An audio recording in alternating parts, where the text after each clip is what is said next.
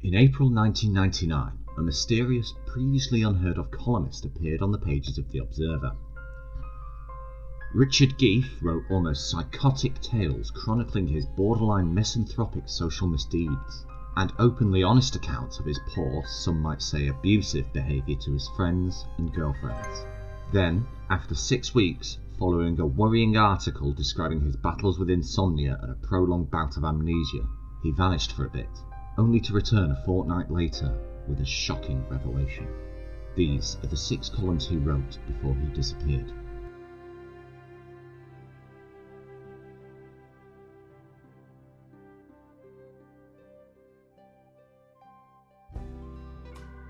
Second Class Mail by Richard Geefe, 11th of April 1999. I'm drinking in the pub with Bridget. Moderately. I need my wits because I'm trying to explain something tricky.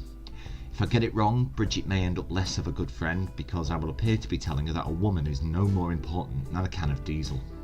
I want her to help, but I don't really want her to understand. And she thinks she wants to understand, but if she ever does, she'll wish she could somehow de-ignorize herself until I am de-understood. So I can't help thinking that I would actually do less damage to our friendship if I inexplicably stopped talking and gave her a smack in the mouth. Yet, like some feckless Colin, I blunder on. I lost my dream girl, I say. That slim, black-haired thing from Russell Square. Lauren, how can you lose someone you haven't even started going out with? We are going out. Well, how can you say you've lost her? And that's when I have to reveal that this has something to do with cars. I happen to own a 1970 Citroën DS.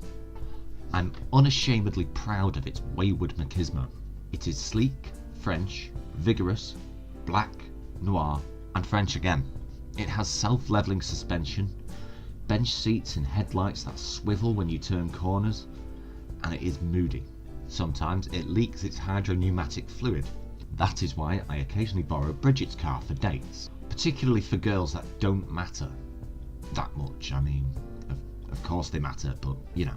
Actually, there was one girl who really didn't matter at all, and I took her out in my then girlfriend's car and we consummated our evening energetically, despite, or maybe because of, the giveaway clutter of moisturiser lids, glitter sticks and hats in the back. Lauren, however, mattered a great deal. She mattered so much that for our first date I wanted to take her out for a whole day. Out of town and definitely, quite absolutely, in the DS. She accepted. I would pick her up on Sunday morning. We would swish to the sea, my Piero Le Fou to her Anna Karina. I would light up Gitanes and exhale clouds of Baudelaire.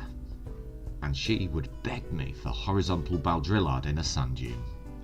Except that at 4 PM on Saturday the DS gave out, and so I turned up in hired wheels, the only one they had left, a great lacquered git of a Vauxhall carton. I waited outside, noticing the seats. They are fatter than they should be, and the tanned bovine dermis is crenellated around the stitching so that the whole landscape resembles the scarred and raided wasteland of a skin donor's bum. Lauren slithered into the fleshy wash next to me. She teased me with wit and restraint. How perfectly Gallic. But in the creamy fudge of the carton's lush interior, I lost it. I fluffed gear shifts, I hooted to indicate. My body flatly refused to perform the repertoire of cool moves that normally grace my control manoeuvres. Sure, I maintained an effective enough stream of banter, but inwardly I screamed as my dream gasped and turned blue in the sarin waves of faux orange. There was worse to come. After 20 minutes or so, I realised I was beginning to enjoy it. I warmed to a numb thrill, a diazepam cruise in the fast lane tingle, and beside me, Lauren's Aphrodisiac presence was overwhelmed by the sexless air-conditioned pudge that suggested, at best, a muted little suburban orgasm. Still, we ate fish, we talked, we laughed, we even kicked up the dust in a dune, and we drove back. Sort of gorgeous. But for me, it was a gorgeousness haunted by the dry slee of a plastic steering wheel through my palm, and the feeling that every time I moved, I did so with the smug swish of a fat uncle. So how did you lose her? Like I just told you. When did you last see her? Asks Bridget. Today. So what's the problem? Pointlessly now, I explain that Lauren had unavoidably diminished on contact with the Vauxhall's plastic wooden fascia, that the panoramic vanity mirror that had sucked some of the beauty out of her face had reflected her as an ordinary bird in an ordinary car driven by an ordinary man. That while the sex had been great, it would have been so much better with a trace of hydropneumatic, self-levelling suspension fluid in our hair. Bridget starts to roll up and sighs. Lighten up, she says. It's only a car. Yeah, I think. And you're only a woman.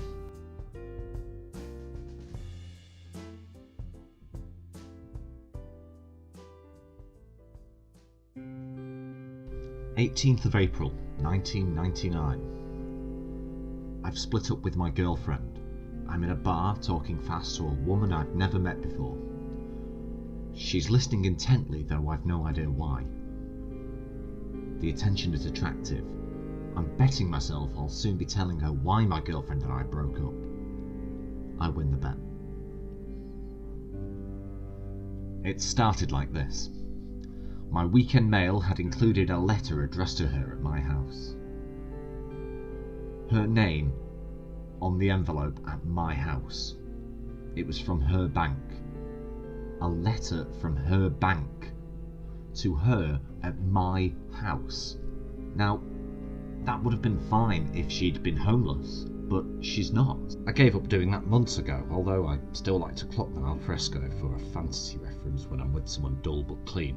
My girlfriend's letter turned up after 2 months of her quite happily sleeping at my place but keeping the mail at hers. So I redirected it to her place. And 2 days later, we had the row. But why did you send it on to my flat when you knew I'd be at your house anyway? She said. It was your mail.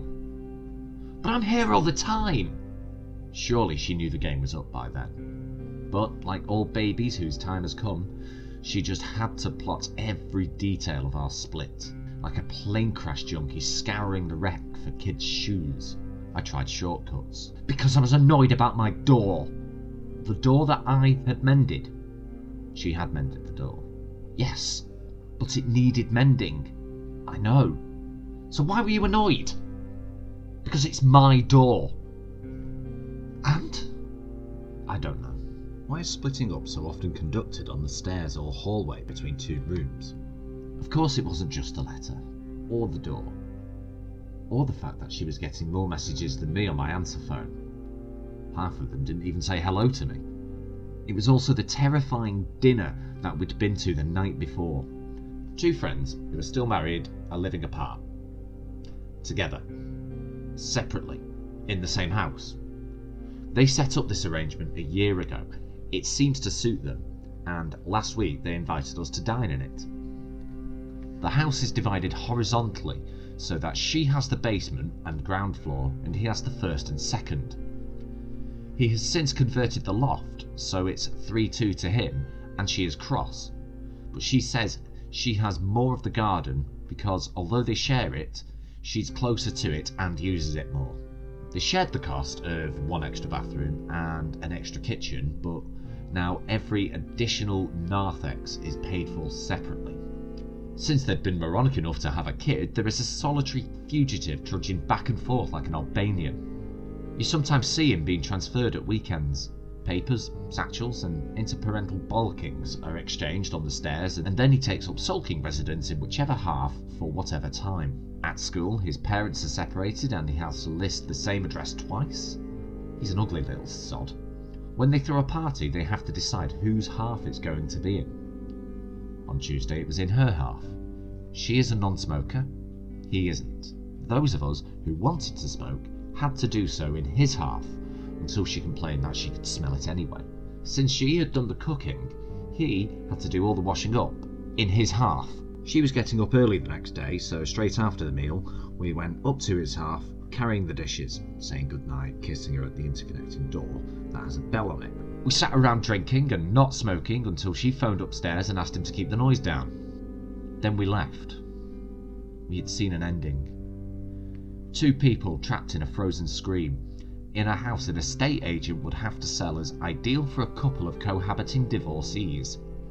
And then the next day, we had the row and agreed to finish.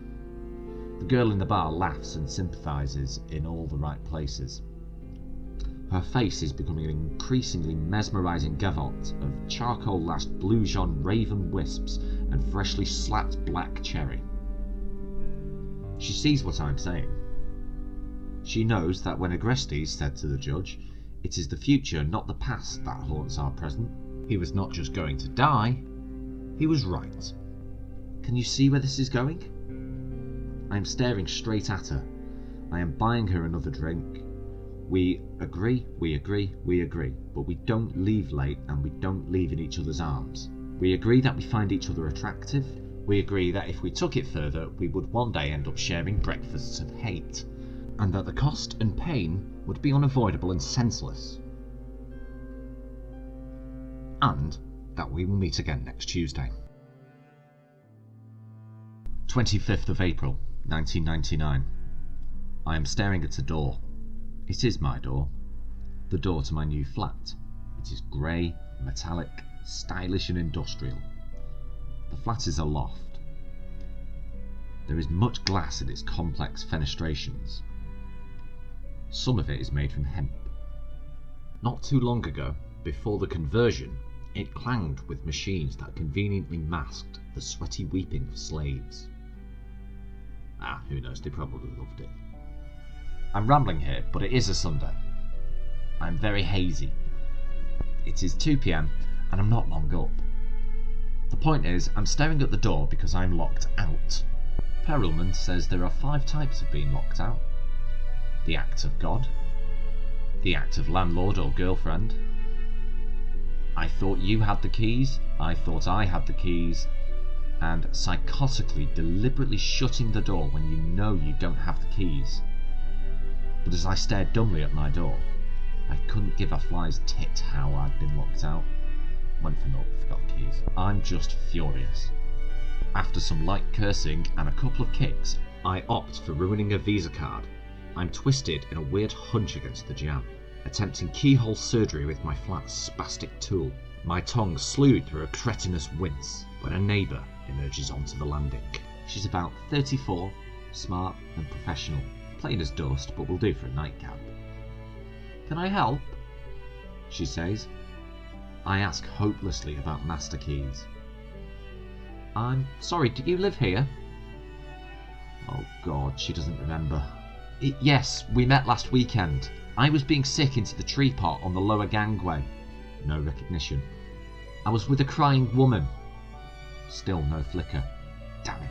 She's one of only 2 people I've met here. The other is Paul, also known as DJ Cattleprod, who shared some lethal new wave skunk with me the day I moved in.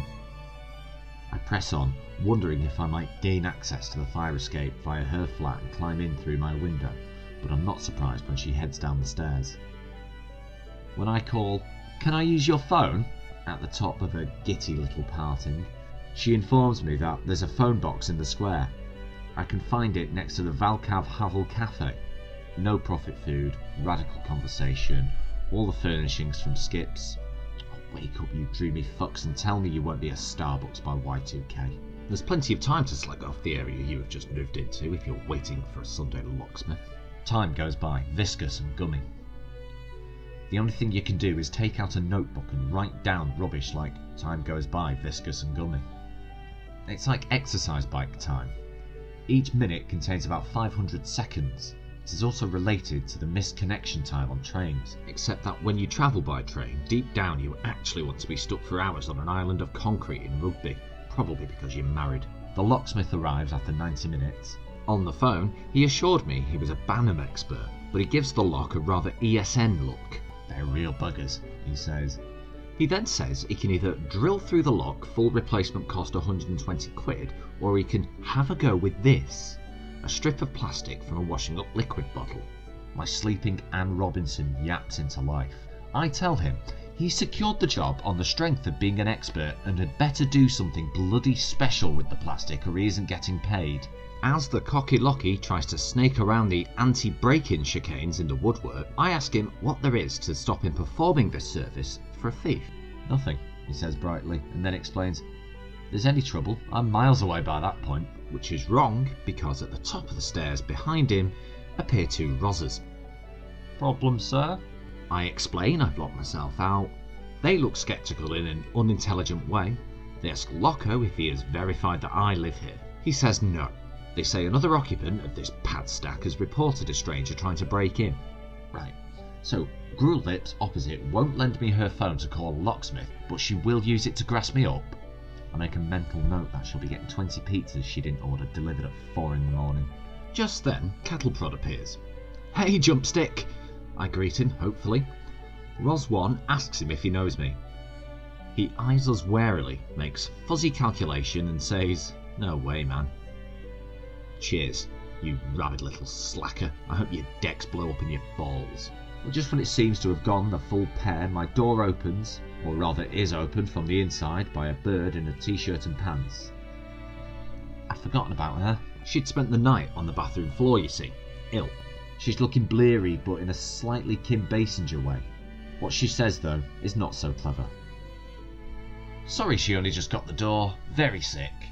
Something she ate. The big one with the dove on it. Triss said it could have been smacky. And the looks all round become significantly more significant. Then there is one of those split seconds during which 3 things happen.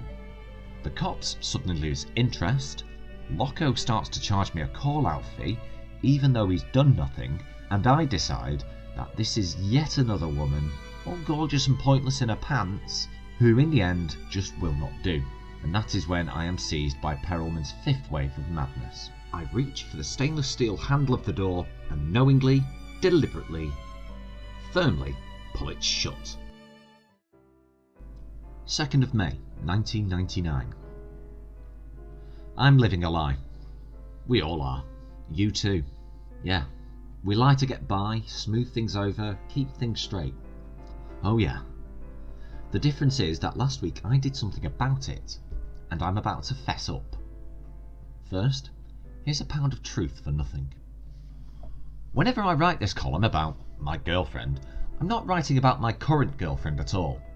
I use incidents that involve previous girlfriends who are in no way related to my current girlfriend unless, as in one case, they started off as the previous current girlfriend's sister. I do this to protect their identity. I can always say, no, that's not you. Though now I suppose there are 2 sisters who know damn well it is them, so I might as well name them. Lucy and Scylla Distemple. There, I've done it.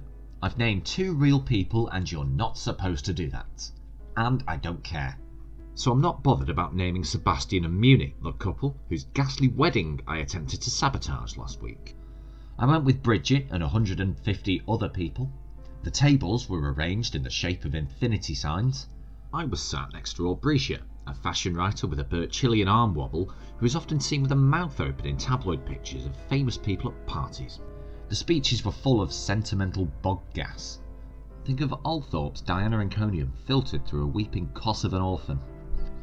Suzanne Moore, or a woman who looked just like her, was yammering all lacrimacy because somebody had pointed out, quite rightly, what an appalling fraud she is. It was that sort of do. Everything was bogus. From the place cards, which were all love haikus, to the guy swanking around with a bottle of absinthe, saying that he'd been given it by Johnny, so that everyone asked Johnny who, allowing him to sniff Depp, of course. And at the very heart of this odious farrago, the means of my undoing, a video booth for people to record their pious little merry forevers to the couple. Bridget, who is used to reading my weather systems, advised me to leave. Instead, I got drunk.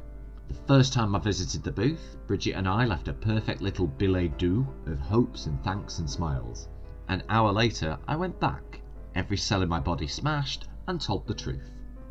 Sebastian knew I'd been unable to attend his stag weekend. Now he would know why. I'd spent the entire 48 hours with Muni, E'd and V'd to the cortex, gurning and juddering and splashing starch in her foyer. I repeated the message once to make sure it stuck, and 7 more times because I had no idea what I was doing. Eventually Bridget dragged me out. She looked ravaged. Her version of the truth game had been to go round offering filthy snogs to this soiree gaze. 5 days later, my copy of the video came through the post. And guess what? My first message with Bridget was there intact, but my second, ugly truth version had vanished completely. The perfect note for the perfect enshrinement of hypocrisy. Now, I'm not saying anything new here. We all accept that marriage marks the final relinquishing of our dreams about truth. In real life, things are never perfect, so let's pretend. Let's fake the dream. Yet surely when we do that, we die inside because really we cease to believe in love. Okay, so you're thinking, what's his problem? We've all been sent nuts by weddings. Well, maybe it has something to do with Vanessa. It was 16 years ago, and in short, it went she, me, love, yes, no. We shared a house. We spent every waking moment together, talking and laughing. I watched a succession of godlike Jasons trudge up and down the stairs, and all the time I loved her. One day, out of the blue, she kissed me and told me she loved me. She wanted to be with me till she died, and I, because I truly loved her, told her the truth. I said, "You think you love me, but you don't, and the reason you don't is because you don't want to wake up every day with somebody who's being treated for depression." It broke her heart, and of course it broke mine. True love impels you to tell the truth. Yet, with Vanessa, the truth made love impossible. The only way to protect love is with lies. And yet, lies turn love into indifference. In my late adolescence, I turned this into an equation. Love of truth equals death of love. If you divide both sides by love, you end up with truth equals death. I thought that was clever at the time. Then for years I thought it was stupid, and last week I realised it was true. Maybe Vanessa knew it too. Death is the one place where there is no hypocrisy, and Vanessa died 8 years ago. So there is no going back. Not without a spade anyway, and I haven't considered that since I stopped the halcyon. But I'm crying. So from now on it's the truth, and only the truth, because the death it brings is better than the living death of lies. Sod it if I lose my friends. If they can't take the truth, they're not worth half an air kiss. And in case you were wondering, Vanessa was not her real name. I loved her too much to tell the truth about that.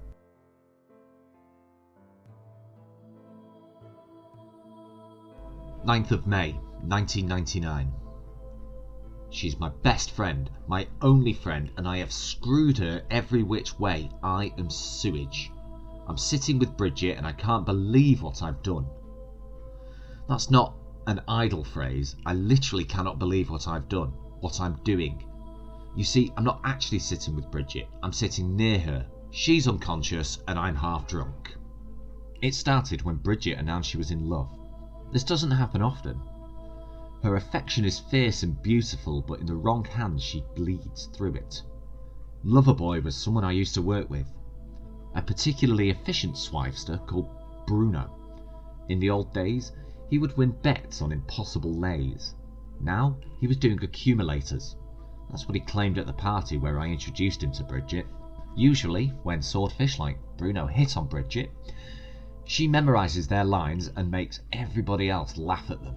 She doesn't end up banging the glands off the author in a bathroom and flashing her tits in the window. It lasted the weekend. That's practically a marriage for Bruno. Predictably, 2 days later, Bridget started leaving him messages he didn't answer.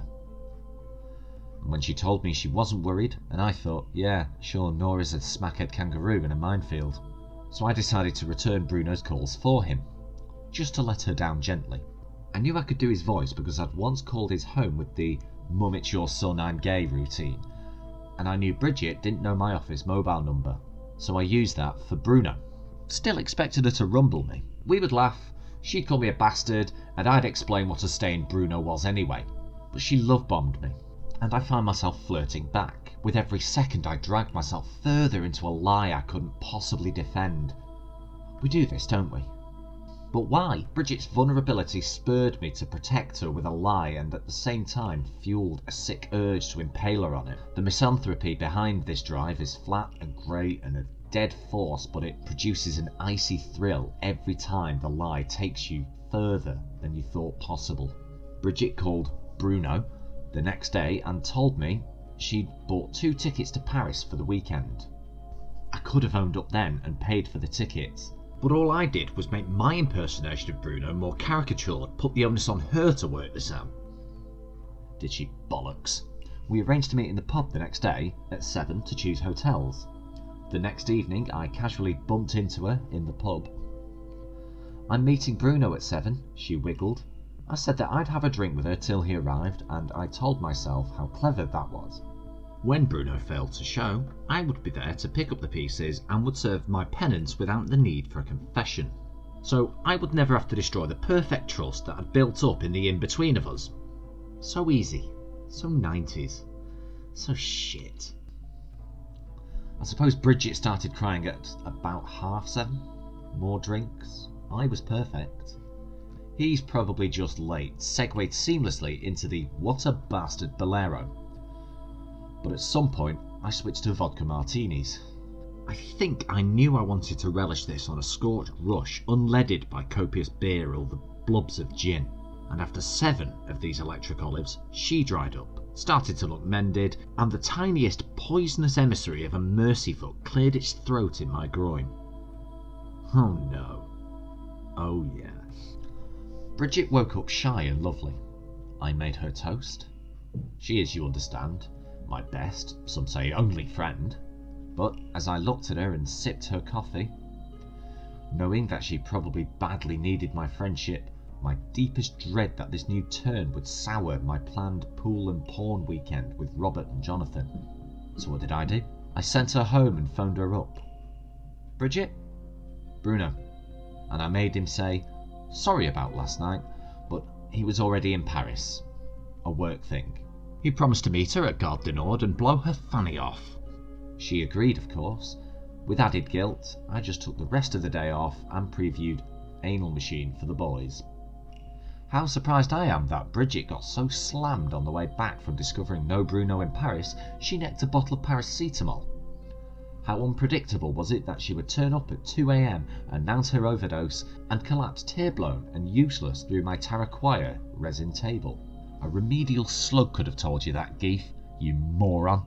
I must have suspected this on some level because I had the sang-froid to heave her onto a couch, sit down and write this, clocking casually that I still had another hour to empty her stomach, if she had told me correctly what time she filled it.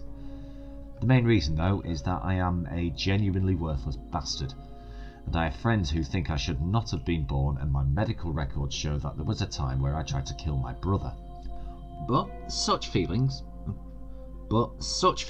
are as the deepest tender love compared to how I feel about myself. There is something so dizzyingly hideous about realising how callous you can make yourself if you try. You get used to being objective when you write these columns. Hopefully, you find in your own experience reflections of tiny universal truths. But you'll forgive me for failing this week. The only conclusion I can draw now is that I am the sort of fucked up selfish sewage the world is better off without. And now I feel sick that I told you any of this. But it's 4:30, I'm late filing, and what the hell. Somebody told me there's a snuff room on the net.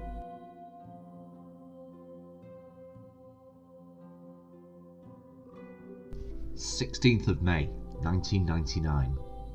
I've started following sad foreign women. I'm not a stalker, I just love their exquisite erotolacrimalia. There's an idea. Out there. I haven't got it. I did have it, but now it's gone. That's how it's been all week for me. And actually longer than that. You see, I was going to tell you about a problem I've got with a friend who is dying. The problem is that I've started to fancy her. And only because she's dying. So what? Well, I've also started to fancy another stricken girl I talked to on the same ward. Without being particularly attractive in a Mercutio Banazzani way, we both have infinitely more allure than all the non-terminal bints in the world. In short, I've become a moribund rast. So, I was going to tell you that, but I couldn't remember why. Then, I was going to tell you about my habit of following sad-looking women on the tube. I don't bother them, you understand, I just stay on the train for as long as they do so I can bathe in the exquisite tragedy of their remote erotolacrimalia. Does that make me sound like a stalker? I don't think so, but I realise that if I go on about it, you will think she doth protest too much, Geefe. So instead I will tell you about how much difficulty I have had getting up in the morning. I have become a past master at shaving time off my day. We all procrastinate most of the time. So how do you contrive to stay in a relationship for 10 weeks longer than you should? How else did NATO manage to pick the worst possible moment for action? How else do writers like Alison Pearson, India Knight or Julie Burchill produce such witless tripe except by waiting till the last possible moment before they drivel out their columns? Alright, one of Melvin Bragg's Burke psychologists will probably argue that procrastination is a valuable facet of the human mind, perfectly evolved to some arcane end. But no one can persuade me that staying in bed all day is a good thing. If you've done it, and you're not ill, I flop my Homburg to you. It's an achievement, albeit a bloody depressing one.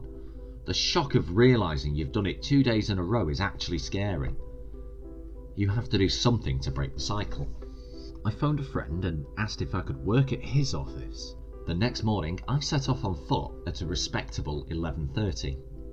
What exactly happened next I can only partly recall. I remember feeling drowsy and decided I needed a coffee.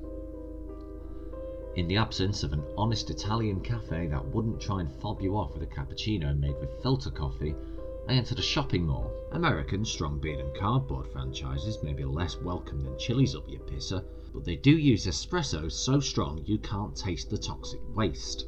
To the exquisitely nasty soundtrack of Tears for Fears' Sowing the Seeds of Love, a band for whom I played keyboards in a shameful but well-paid lapse in the 80s, I browsed around the plaza. As the Dead Hits tape broached the section in the song that is ripped off from so many other tunes it can destroy your love of music in one hearing, I stumbled into the glass-fronted cliffs of the coffee colony. Now it's all very well charging £1.80 for a cup of coffee, but when will someone spend less time dreaming up the perfect combination of halogen light and stainless steel and more on the taste? You may have the perfect skimmy frap pre-cafe normo charmingly served by a foreign teenager, but do we need the chocolate on top to be made out of plastic? Stuff smells like polystyrene sprue under heat stress. Boys, remember Airfix kits wiggling and waggling and sniffing the frames? And does it need to be served in cardboard? The whole point of espresso-based coffees is to drink them out of chunky little miniature toilets that make you feel like you're sipping with a punched lip. And who, please, needs to be told that the contents of the cup are hot? Anyone with a shred of common sense, let alone basic education in physics, could tell you that after you've seen steam channeled fiercely through the milk for a minute, the stuff might actually have a few Celsius to spare. Don't people learn physics now? Oh, for fuck's sake, and come on. Our physics teacher may have blathered on about the regulator on his dynamo failing, or his headlights blowing up. We were doing solenoids. But Christ, we came away with firm views on heat transfer. Sure, the engines snore when 4-4, but don't you send me to see your mummo in that dark room where the drunken shit unclimbs his potty little conquest with a dagger poo. Woo, good morning, sir. Now here comes the bit I'm not so sure of. Although, I remember ordering the coffee, I have no idea whether I drank it. The next thing I can clearly recall is getting out of a bus feeling sick and staring hard at a reflection of myself in an oily puddle. At some point I may have felt a pang of protective sympathy towards Sinead O'Connor, but the rest is a mystery. God knows why I'm telling you, and I haven't told a single friend, let alone a doctor. And the truth is, the more I write, the more I feel like I did when I was telling a friend how I was bottling all my bodily produce and storing it in a freezer, and suddenly I realised that I should stop. So that was the first 6 columns in this unusual tale. The columns disappeared for 2 weeks following that last entry, and next time I will reveal the reason for his mysterious absence, the bizarre story that followed, and the truth behind the identity of the column's author. Thanks for watching. Please like, share and subscribe for more content. I have other projects in mind that I'd like to attempt, and your feedback is always appreciated.